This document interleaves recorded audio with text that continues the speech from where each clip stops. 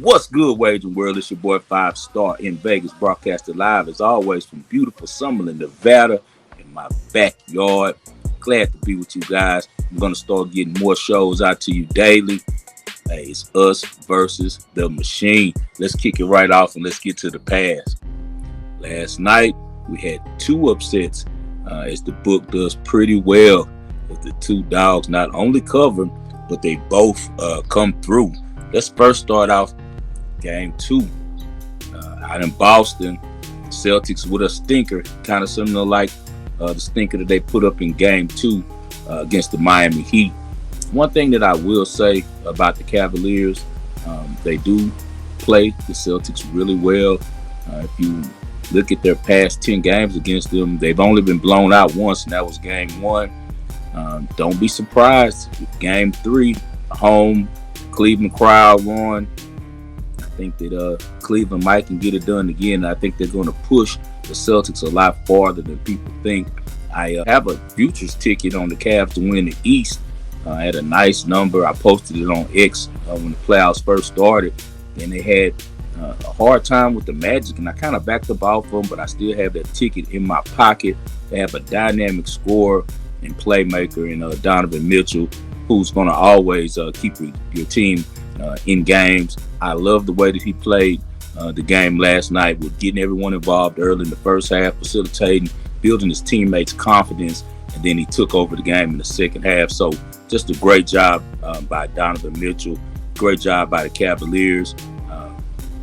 Just a good performance. Now we see if they can hold serve a little bit until they get back their big man, Jared Allen. Jared Allen's dealing with a really difficult injury to get over, a right rib contusion, with him having to rebound, box out and things like that. It's got to be very difficult with that injury. Even just to shoot has to be hard when you're raising up and you're dealing with that rib situation. But hopefully he gets better, because they do need him to complete this upset. All right, now let's go to OKC. Luka Doncic shut me up yesterday. Big game by Luka. He set the tone. I was expecting Kyrie Irving to really have a big game. As you know, I took him with his props to go over 23.5 points. He didn't come anywhere close to that, but he did do a really good job of playing some strong defense. People don't give Kyrie the credit that he deserves for the type of two-way player that he can be whenever he wants to be. It's just about effort, and when it's a big game and it matters, he does play deep. You remember, he's one of those guys that really gave Stephen Curry problems when Steph was one of the top guys in the league back when they were on their run with the Warriors and had the little dynasty going. Kyrie Irving always played him really tough on defense, and he played some really good defense last night in Oklahoma City. Gets 11 assists that helps the team, but they were just shooting from three like crazy. PJ Washington, we got the same birthday. Him, I, and Reggie Miller, we're both August 24th guys. PJ Washington showed up. Unbelievable shooting exhibition by that guy. He was good in Kentucky. Then he messed up and started messing with Brittany Renner. Got drafted by a sorry team. Charlotte kind of got off track, but now he's back doing his thing, playing for his hometown, Dallas Mavericks. He was the difference in that game. Him and also the kid Green. So some really good young players over there for Jason Kidd to work with.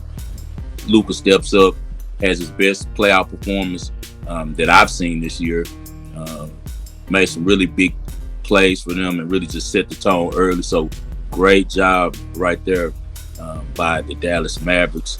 Now we have a series because a road team has won. The line's only 3 going back to Dallas for this weekend. See if OKC can continue to be a good road team, and if they can grab back the advantage in the series. All right, let's get to the present.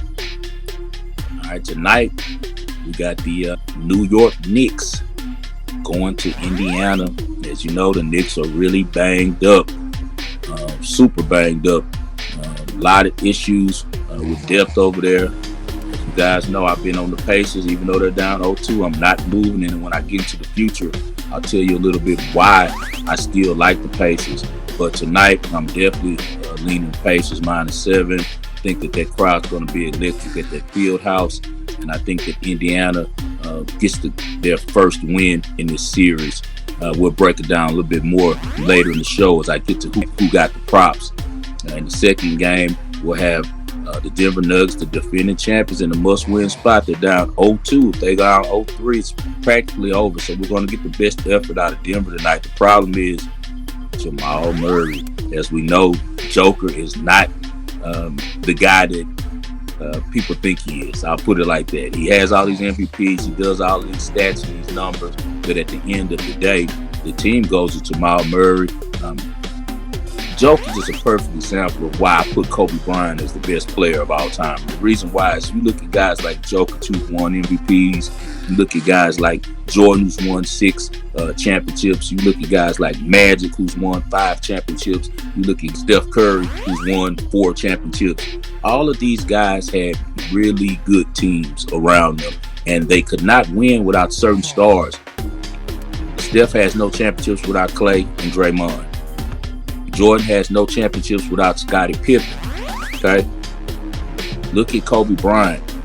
Yes, the first championships he won, his first 3 were with Shaq, but those 2 he won in 2009 and 2010 were. His team wasn't that good. Paul Gasol isn't a top 50 player.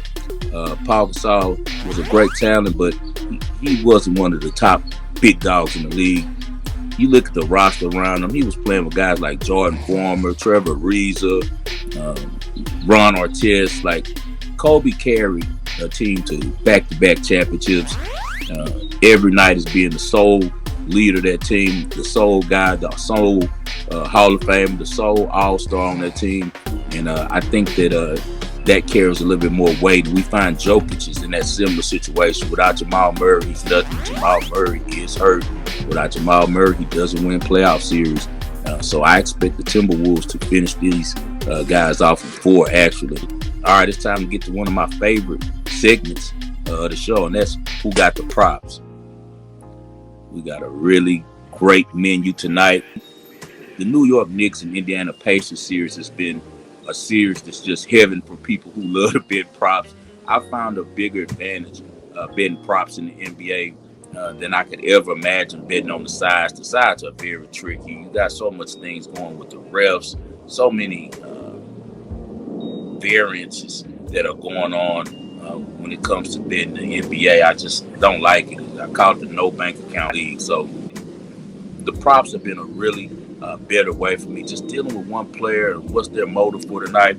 Let's start off in Indiana with Obi Toppin, man. We got to go with Obi Toppin going over 10.5 points. He's averaged 12 points per game in his last 10 contests. He's averaged 16 points a game in his last 6 playoff games. He's averaging 16 points also a game at home in the playoffs. Obi Toppin has the green light when he comes in. Rick Carlisle is going to him. He's running plays for him, and he wants him to shoot. So I look for Obi Toppin to continue to stay hot, to go over 10.5 points, ring the bell.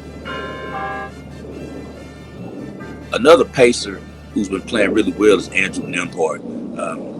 It's no coincidence that when Nembhard became a part of the starting lineup, we've seen a different Pacers team. They traded Buddy Hield earlier in the season, and when they made that trade and moved Nembhard to the starting 2-guard position, the Pacers have not looked back.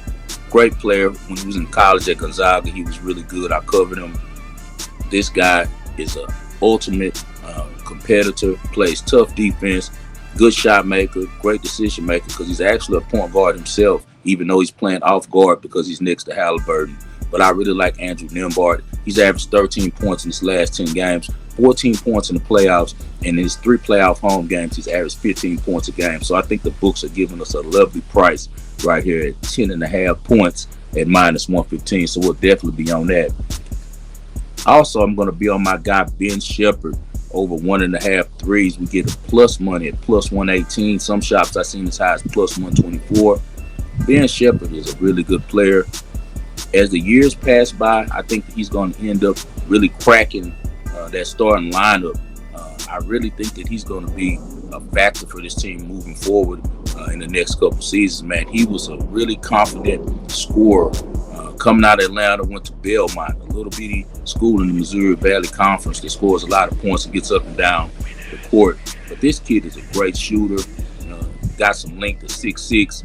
He comes in with only one assignment, and that's to shoot threes. He's made at least 1 3 in his last 10 games. He's 9-1 to the over on his 3 points made props in his last 10 games. Scoring confidence, just a really good young player. In the playoffs, reserves tend to play a lot better at home than they do on the road, and I expect Shepherd in that electrifying atmosphere in Indiana tonight to get at least 2 3-pointers. All right, now let's go to the other game in Minneapolis. We got the Minnesota Timberwolves against the Denver Nuggets. I'm going to be looking in this one at Mike Conley, the OG, the veteran, to go over 1.5 3-pointers made. He's averaged 2.7 threes in his last 10 games, so almost 10 threes per contest. They're a really good offensive rebounding team over in Minnesota too, so that means he'll get those second look threes on the offensive rebound and kickouts. That's just like a practice shot for him. Denver is allowing so many second chances, and they're going to be focused on Ant and Cat. Conley has went over his 3 points made props in 7 of his last 10 games. He didn't score a 3 last game. I think that he'll be looking to be aggressive this game and continue his string of scoring 3-point baskets. He's been really shooting lights out besides last game. And I think the 1.5 3 points is really easy for him to get to. That's why the juice is probably at minus 150, because I believe the books feel that way also. I like another reserve, Nickeil Alexander-Walker, or they call him NAW. I've been on this kid since Virginia Tech. He's SGA's cousin, Shai Gilgeous-Alexander. That's his first cousin. They're both from Canada. I know that he's keeping up with what his cousin is doing. Last night, his cousin had 30, played a really good game. NAW has been giving Minnesota some really good minutes. He's getting a lot of playing time. He's the first or second guy off the bench, plays really good defense, long wing, shoots the three at a really high clip. And I just think in transition, maybe a 3 or 2, it's easy for him to get over 6.5 points. He's actually averaged 11 points in his last 10 games. All right, guys, let's go on and get to the people segment, what everybody tunes in for. All right, let's get to the people segment. Time for the ball and parlay. Today I'm going with Obi Toppin at 10.5 points. He's been flying over that. He's been playing really well. I've been riding that prop to the ground, and I'm going to continue to. I hope that you guys don't bring the jank, because it's been cashing for me and the clients and the Supreme clientele every night. So let's definitely ride Obi Toppin to go over 10.5 points. Also, I'm going to throw in there a little tennis. You guys know I love tennis. We're going to go with Stefan Napolitano, Italian guy, 30 years old. Will be 30 soon. Veteran, clay court specialist. He's taking on Juqing Shang. Shang is only 19 years old. He's a lucky loser. He really lost in the qualifying rounds to Bergs and gets a second shot. But he's going against a guy who's playing at home, who's plays on the clay courts year-round. Chang is more of a hard court player. Napolitano, his name alone means Naples. His family's from Naples, Italy. That's what his name literally means. He's going to be really hyped for this one. He's going to have the crowd, of course, behind him because he's playing in his home country of Italy. This is a Masters 1000. He's usually a 250 guy. This is one of his few chances to make some really nice money, make a nice check playing in 1000 tournament, and also to represent his country well. So in the ball and parlay, we're going to go with Stefano Napolitano. I like saying that, the Italian man to win tomorrow. Let's be Saturday morning, so you guys have plenty of time to get that one in. He's at plus 120. Lock it in now, because I can see that one moving real soon. As always, I appreciate you guys for tuning in to the Wagering World. Follow me at 5star in Vegas. Spell out the 5. That's FIVESTARIN Vegas. X, if you're interested in joining the Supreme clientele, I'm only a DM away. Shout out to the DM crew. I'll be giving you guys some more free plays, but now that I have the show, what's the point? You guys can just tap in. I'm going to be doing this one Monday through Friday, going in my backyard, giving you guys the plays real quick, getting in and getting out. In the fall, I'll come back with the radio show on ESPN 97.5. I don't like to get into politics a lot, As you know, we know that that's one thing that caused a lot of confusion, caused a lot of separation, is politics and religion. I believe in both, and I have a stance in both, but I don't share it with the public because I believe people should leave that and keep that private. But I do have to say, rest in peace to U.S. Air Force veteran Roger Fordson, who lost his life in just a horrible situation. The police came and knocked at his door, and it was the wrong house, and they ended up killing the man. He came to the door because he didn't know who was there. He was holding his gun to his side, and the police killed him. And I've dealt with this. I've dealt with these type of losses myself. A lot of you guys might not know, but my brother was killed by a police officer in Houston, Texas on August 3rd, 2011. He had 5 children. He was only 29 years old. And his children will never get to know their father simply because police brutality, and a police officer decided to go out his way to enact his racism through his gun. Simply because a police officer was hasty and made a horrible decision and took my brother's life. And my nieces and nephews unfortunately will never get a chance to know how wonderful a father that Noten Joseph LaFleur was. So rest in peace to my brother Joseph LaFleur, aka Money Making Mitch, aka Trey, aka Red, aka Illinois, a man of many names and a man of many talents. And rest in peace to Airman Roger Fordson. Just a sad day in our country. We have to do a better job with policing. We have to do a better job with running psych exams and seeing how these guys think before we give them with such a high duty and giving them a gun and giving them a badge.